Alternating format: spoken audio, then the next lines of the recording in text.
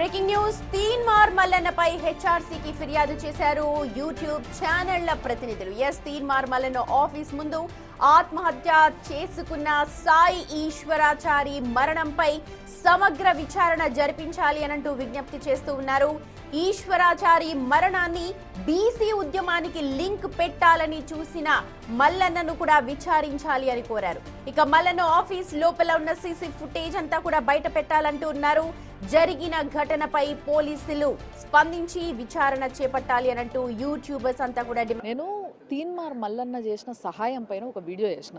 సరే, సహాయం చేయడం గొప్ప పనే. ఒక మనిషి సహాయం కోరి నీ దగ్గరకు వచ్చిండ్రు, నువ్వు వాళ్ళకి సహాయం చేసినావంటే బాగానే ఉంది.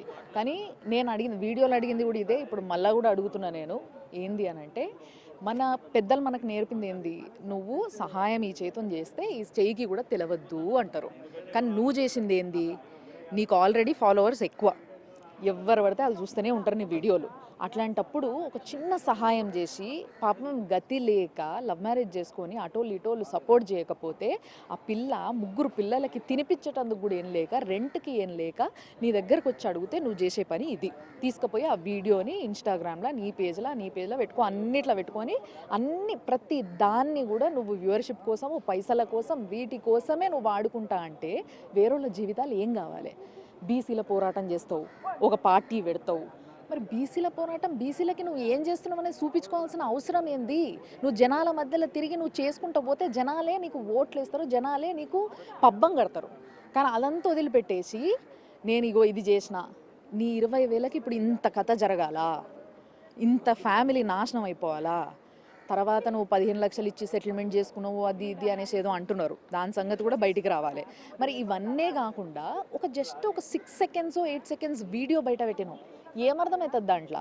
మొత్తం అదే ఒకవేళ నీ ఆఫీస్ పైన బీఆర్ఎస్ వాళ్ళు వచ్చి ఎవరో మనుషుల్ని పెట్టించి నీ ఆఫీస్ని మొత్తం కుల్ల ఉడిచేసిండ్రు, ముక్కలు చేసిండ్రు, నీ కంప్యూటర్లు ఎత్తేసిండ్రు, బెంచులు వలగొట్టిర్రు, అద్దాలు వలగొట్టిర్రు అన్నది మాత్రం ఫుల్ వీడియో వేస్తావు.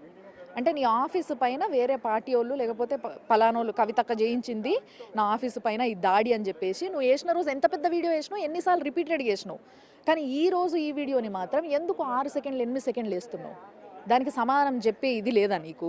అంటే బీసీల కోసం నువ్వు ఏం చేద్దాం అనుకుంటున్నావు? నేను ఇంతకుముందు కూడా నిన్ను అడిగినా, ఇప్పుడు కూడా నిన్ను అడుగుతున్నా. కులంలా మతానికి ఎక్కడి నుంచి రిజర్వేషన్ వస్తుంది? దానికి సమాధానం చెప్పవెందుకు? దాన్ని ఎందుకు అడగవు?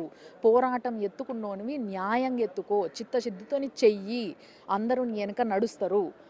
లేదు నువ్వు ఇట్లా అడ్డగోలుగా చేస్తానంటే బీసీలే తంతరు, అది గుర్తుపెట్టుకో. అదొకటే నేను చెప్పాలనుకున్నది.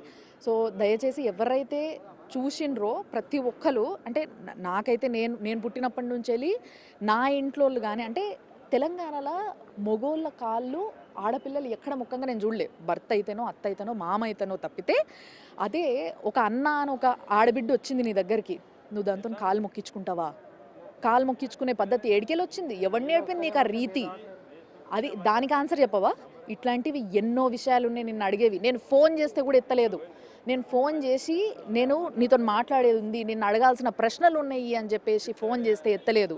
ఇంతకు ముందు నేను ఇంటర్వ్యూ చేసినప్పుడు కూడా ఫోన్ చేస్తే ఎత్తలేదు. మెసేజ్ పెట్టినా నేను, అన్న ఏం భయపడుతున్నావా, నేను అడిగే ప్రశ్నలకి ఏమైనా భయమా నీకు అంటే, లేదు రా అని పిలిచినావు. మరి ఈసారి ఏమైంది? ఇప్పుడు కూడా ఫోన్ చేస్తా, మళ్ళా ఎత్తు, నీకు దమ్ముంటే ఎత్తు, నీ ఆఫీస్కే వస్తా, కెమెరా పెడతా, నిన్ను అడగాల్సిన ప్రశ్నలు అడుగుతా, దమ్ముంటే ప్రతిదానికి ఆన్సర్ చెప్పి తీరు. చెప్పాల్సిన అవసరం నీకు చాలా ఉంది. నువ్వు ప్రజల్లో ఉన్నావు, నువ్వు ఇప్పుడు ఒక మెట్టు ఎక్కాలనుకుంటున్నావు, రాజకీయంగా ఒక పార్టీ పెట్టుకున్నావు. నీకు సపోర్ట్ కావాలి అని అంటే అడిగిన ప్రశ్నలన్నిటికీ కూడా సమానం చెప్పు. మల్లన్న ఇష్యూ వస్తే ఈశ్వరాచారి మరణం వెనుక ఉన్నటువంటి వాస్తవాలు ఏమిటి అనేటటువంటిది ఇక్కడ మాకు తెలియాలి.